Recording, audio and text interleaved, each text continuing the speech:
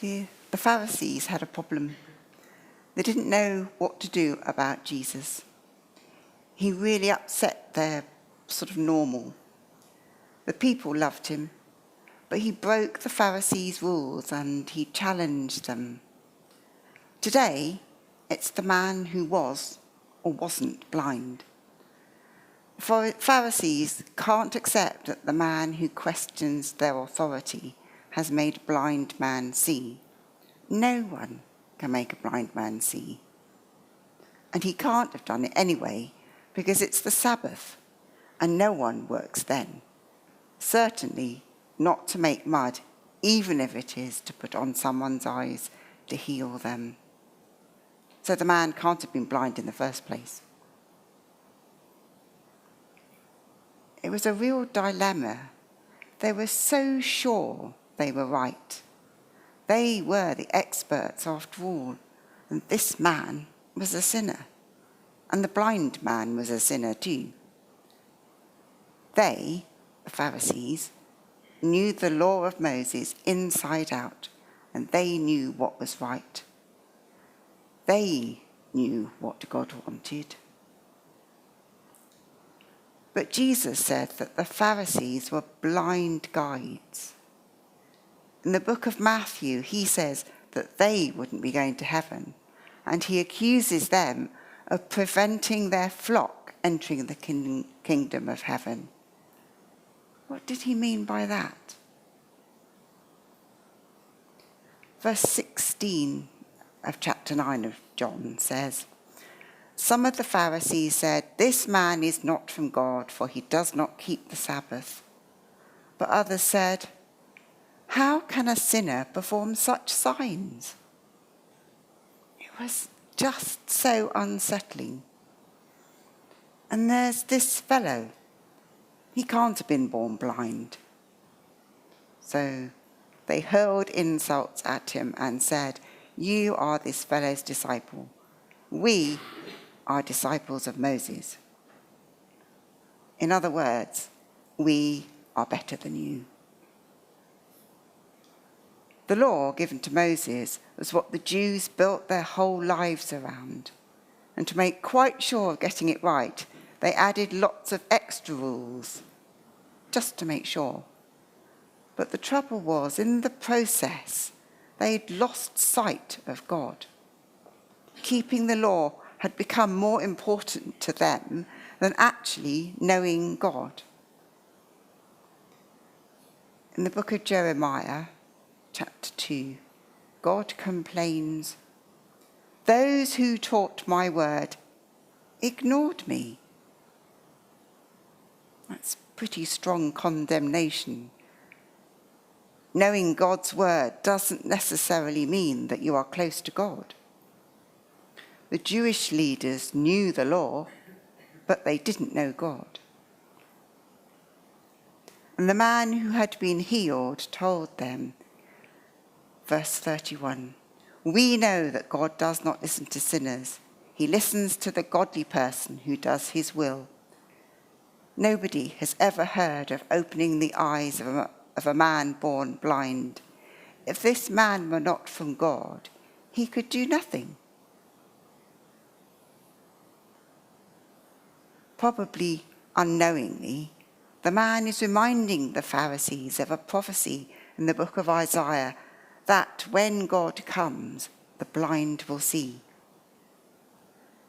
Matthew's Gospel describes how John the Baptist sent his disciples to ask Jesus whether he was the one the Jews were waiting for. And Jesus reminded John of this prophecy. Matthew 11, verse 4. Jesus replied to John's disciples, "Go back and report to John what you hear and see.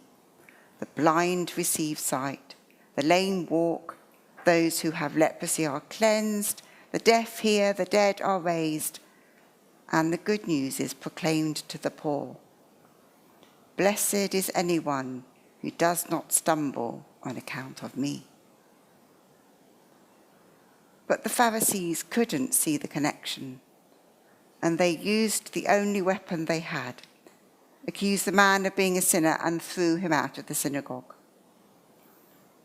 Now, this was serious for the man because the Jewish authorities thought they had and acted as if they were the ones who had jurisdiction over who went to heaven or not. So if you weren't allowed in the synagogue, you weren't going to go to heaven. When Jesus later caught up with the man, he said to him, "Do you believe in the Son of Man?" "Who is he, sir?" the man asked. "Tell me so that I may believe in him." And Jesus said, "You have now seen him. In fact, he is the one speaking with you." The man said, "Lord, I believe," and he worshipped him. And then Jesus said, "For judgment I have come into this world, so that the blind will see, and those who see will become blind." Some Pharisees who were with him heard him say this and asked, "What, are we blind too?" Jesus said, "If you were blind, you would not be guilty of sin. But now that you claim you can see, your guilt remains." Jesus accuses the Pharisees of spiritual blindness to the things of God. They were so steeped in their tradition that they were blind to what God was doing, blind to the fact that God might be doing something new. Jesus calls himself a stumbling block, and he was something that the Pharisees couldn't get their heads round. Another prophecy in the book of Isaiah 43, after reminding Isaiah and all the people of all the great things he had done, rescuing his people from Egypt, God then says, "Forget the former things. Do not dwell on the past. See, I am doing a new thing. Now it springs up. Do you not perceive it? I am making a way in the wilderness, streams in the wasteland. See, I am doing a new thing." Throughout the history of the Jewish nation in the Old Testament, God had continually done a new thing, changed the way he rescued his people, but always trying to get them to abandon their idols and turn wholeheartedly to him. He told Jeremiah, chapter 31, that he was going to make a new covenant. "The days are coming," declares the Lord, "when I will make a new covenant with the people of Israel and the people of Judah. This is the covenant that I will make with the people of Israel. I will put my law in their minds and write it in their hearts. I will be their God, and they will be my people." In the book of Acts, Paul tells the congregation of the synagogue in Pisidian Antioch, he says, "Therefore, my friends, I want you to know that through Jesus, the forgiveness of sins is proclaimed to you. Through him, everyone who believes is set free from every sin, a justification you were not able to obtain under the law of Moses. Take care that what the prophets have said does not happen to you." And he quotes, "Look, you scoffers, wither and wonder and perish, for I am going to do something in your days that you would never believe even if someone told you."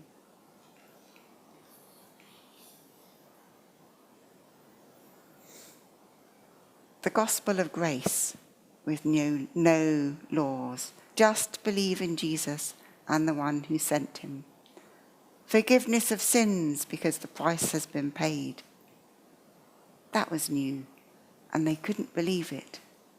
They couldn't believe that they were seeing God right in front of them.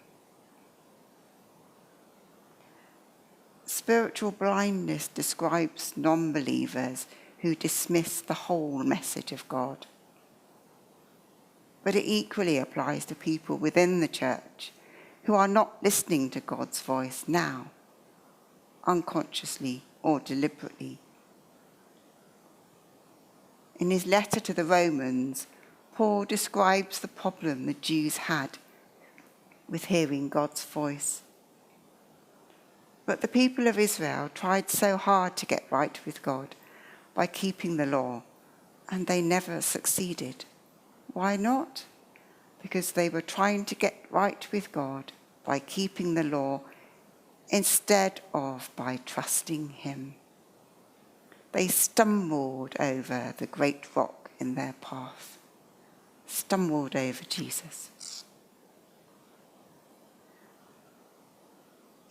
He goes on to say, I know what enthusiasm they have for God, but it is misdirected zeal, for they don't understand God's way of making people right with himself. Refusing to accept God's way, they cling to their own way of getting right with God by trying to keep the law. But God, Christ, has already accomplished the purpose for which the law was given, and as a result, all who believe in him are made right with God.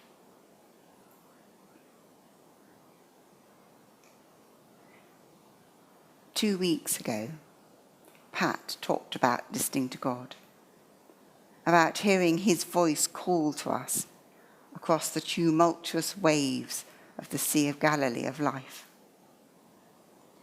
Are we listening? Are we expecting God to speak?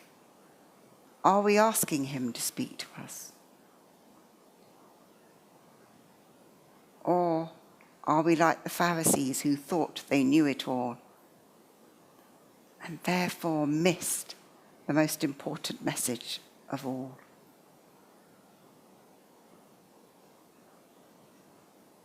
So what might God be saying to you, to me, to us?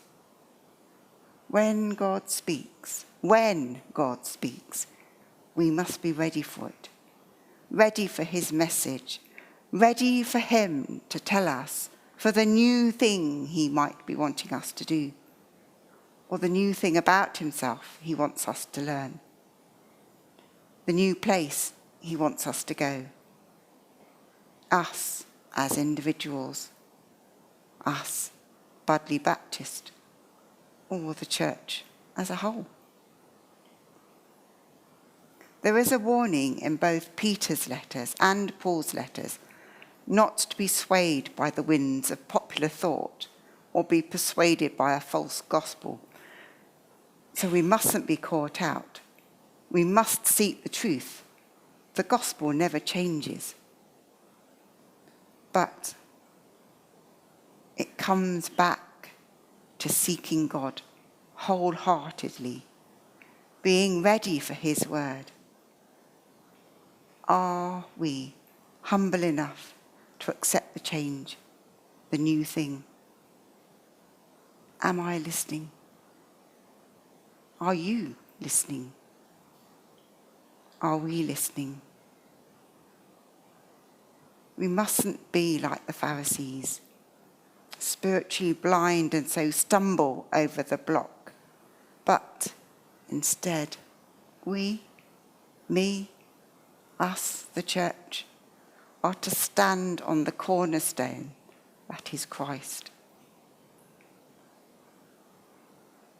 God's not interested in what we did before.